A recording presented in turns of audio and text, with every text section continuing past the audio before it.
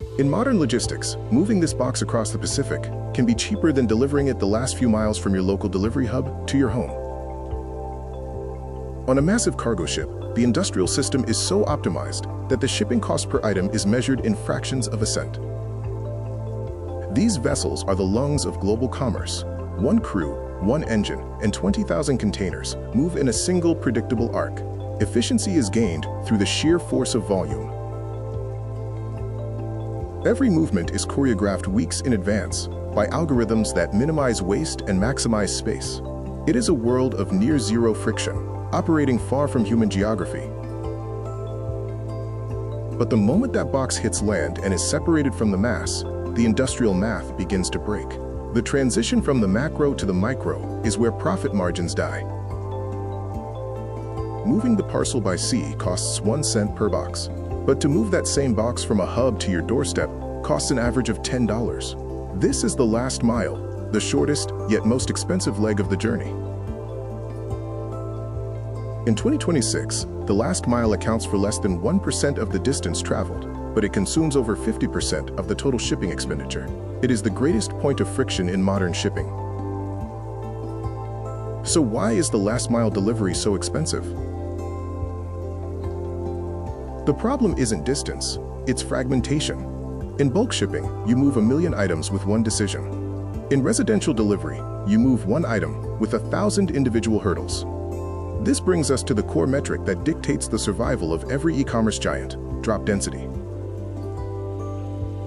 Density is the main path to profit. If a driver drops 100 boxes at a single commercial loading dock, the scale is maintained, and the cost per box is essentially pennies. But residential delivery is the antithesis of scale. This is what we call a sprawl tax. Every house requires a new stop, a new start, and a new human interaction. In a dense urban city, a driver might make 25 drops per hour. But in the suburbs, that number can drop to 4. You are paying for the human to navigate the geography. This is the reality of the last 50 feet. Every long driveway and every malfunctioning gate code is a micro delay that the system cannot easily automate away, which eats into the profit margin.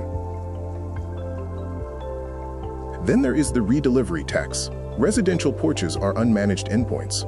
Unlike a port or warehouse, they are fundamentally unpredictable. On average, roughly 5% of deliveries fail on the first attempt. If a signature is required or entry is blocked, the math of that entire route begins to collapse. A failed delivery increases costs significantly. The package must be driven back, resorted at the hub, and reloaded onto a different van. Each failed attempt costs a carrier roughly $18. By the second try, the logistical cost has often exceeded the total profit the retailer made on the sale. This is why companies are desperate for you to use lockers or pickup points. They are trying to turn your neighborhood back into a bulk stop to regain industrial scale. But the ultimate disruptor of last-mile math is the time window. Consumer expectation for same or next-day delivery forces vans to leave the hub half-empty to hit a deadline. Speed is the enemy of density. When you promise a 2-hour window, you lose the ability to create an efficient delivery route. To survive these razor-thin margins, carriers have reached back into the early 20th century for a management philosophy known as Taylorism. Frederick Winslow Taylor believed there was exactly one best way to do any job. He sought to turn humans into standardized, measurable parts of a machine to maximize output. Now we have entered the era of digital Taylorism. The stopwatch has been replaced by a sensor network. The algorithm performs the surveillance. GPS tracks your speed, braking, and idle time. Performance dashboards compare you to every other driver in real time, creating a perpetual race for efficiency. The system doesn't say work faster, it scores you. If a walk takes longer than predicted, you are below target and corrected continuously. In warehouses, pick rates are tracked in real time. Walking paths are optimized by software. Every idle second is flagged as a failure of optimization. This pressure is the grease in the machine. It is the only way a carrier can afford to deliver a $10 item for free. The cost is extracted from the physical seconds of a driver's day. But this creates a human toll. Turnover in the last-mile industry often exceeds 80%. We are burning through the human element to save the digital margin. Then there is the environmental cost. Because shipping feels free, we treat our bedrooms like fitting rooms. We buy 3 items, knowing we will return 2. But a return is a ghost mile. It requires a new label, a new van, and a manual inspection. It is often significantly more expensive to process than the original delivery.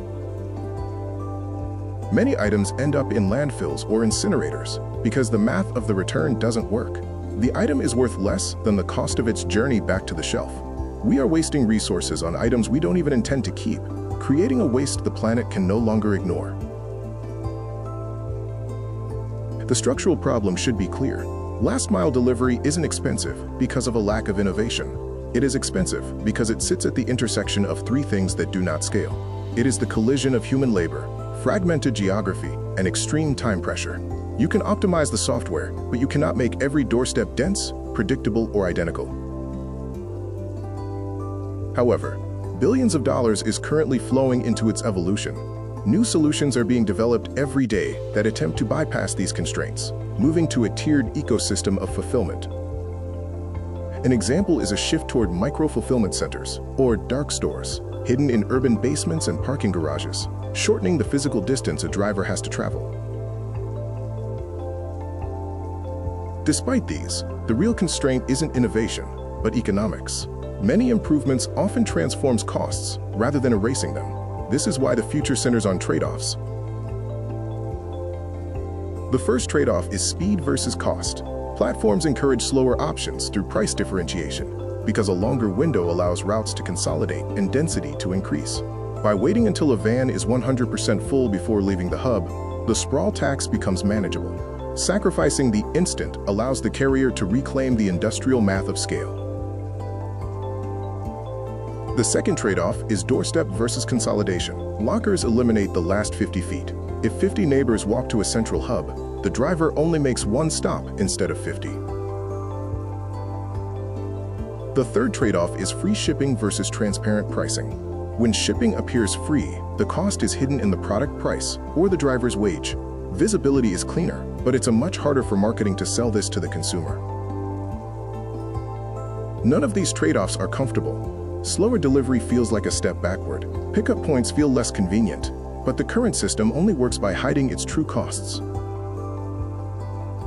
The closer we push delivery toward being instant, effortless, and invisible, the more that cost has to surface somewhere else, often in ways we can no longer ignore. We've built a global infrastructure to move things across the sea, but the hardest journey is still from the hub to the door.